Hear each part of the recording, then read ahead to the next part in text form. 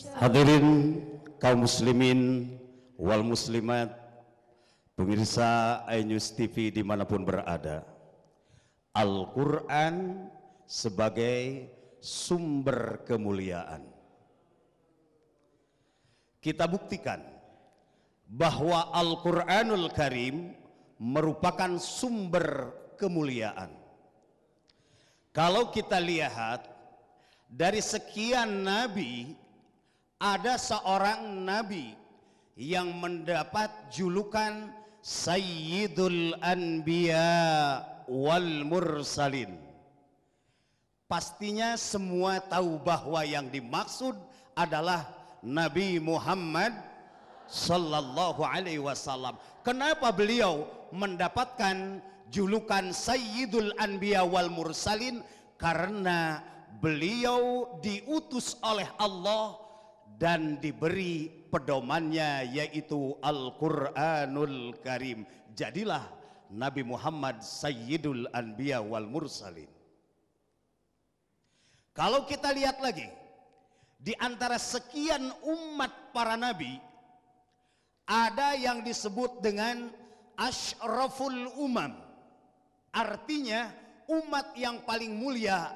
Yang dimaksud adalah Umamul Anbiya, yaitu umatnya Nabi Muhammad sallallahu alaihi wasallam. Kenapa umat Nabi Muhammad termasuk Ashraful Umam? Karena berpedoman kepada Al-Quranul Karim. Ada satu bulan yang kita sebut dengan Sayyidus Syuhur, yaitu bulan suci Ramadan. Kenapa bulan Ramadan Allah muliakan? Karena di dalamnya diturunkan kitab suci Al-Quran.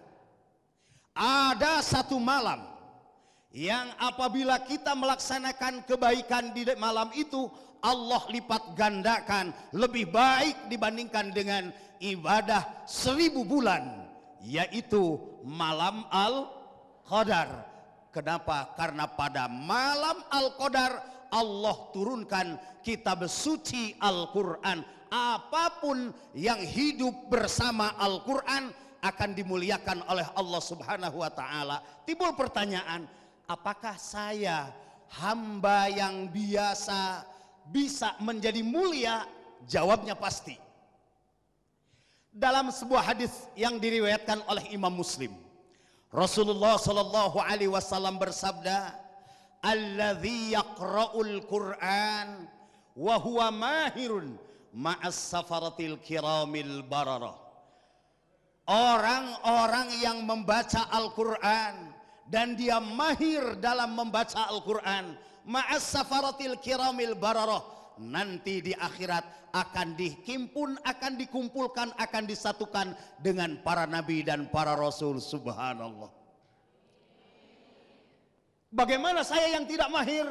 Walladzina yaqra'una wa yatata'ta'u, dan orang-orang yang membaca Al-Quran masih terbata-bata. Falahu ajrani, dia mendapatkan 2 pahala dari Allah Subhanahu wa ta'ala. 1 pahala dari baca, yang kedua pahala dari belajar. Ternyata dengan Al-Quran yang mahir dihimpun, akan digabungkan bersama para nabi dan para rasul. Yang masih belajar pun tetap Allah beri 2 kelipatan pahalanya, yaitu pahala baca dan pahala belajar.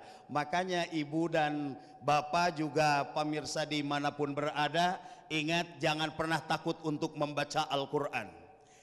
1 huruf Allah lipat gandakan kebaikannya 10 kali lipat. Alif lam mim, laisa alif lam mim harfun. Alif lam mim itu bukan 1 huruf, tapi alif harfun, lam harfun, mim harfun. Berarti 3. Kalau kali 10 saja sudah 30. Boleh ibu bertadarus. A'udzubillahi minasyaitonir rajim. Alif lam mim, sadaqallahul azim. 30 kebaikan. 30 kebaikan ini luar biasa. Bahkan terkhusus keistimewaan yang diberikan Allah kepada umat Nabi Muhammad sallallahu alaihi wasallam yang berpedoman kepada Al-Qur'an di bulan suci Ramadan. 5 keistimewaan yang secara khusus Allah turunkan kepada umat Nabi Muhammad. 1. Khulufu famis saimi atyabu indallahi min rihil misik. Bau mulut orang yang berpuasa di hadapan Allah itu lebih wangi dibandingkan dengan parfum misik, Bu. Tapi ingat, itu di hadapan Allah. Kalau di hadapan teman harus tahu diri. Itu sama aja. Kenapa? Karena orang yang berpuasa taat kepada perintah Allah yang ada dalam Al-Quran surat Al-Baqarah 183. Karena ketaatannya itu kepada Al-Quranul Karim sampai aroma yang menyengat tidak sedap pun Allah ganti dimuliakan dengan aroma yang sangat wangi. Luar biasa. Inilah salah satu kemuliaan Al-Quran. Bahkan di antara putra putri kita yang akan memuliakan orang tuanya apabila putra putri kita benar-benar dididik, diajarkan dengan Al-Quranul Karim. Mudah-mudahan ibu dan jamaah rahimakumullah, kita termasuk ahlullah.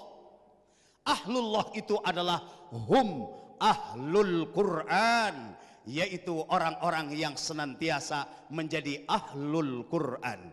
Dengan demikian sungguh beruntung jamaah yang senantiasa mempelajari dan mendalami Al-Quranul Karim.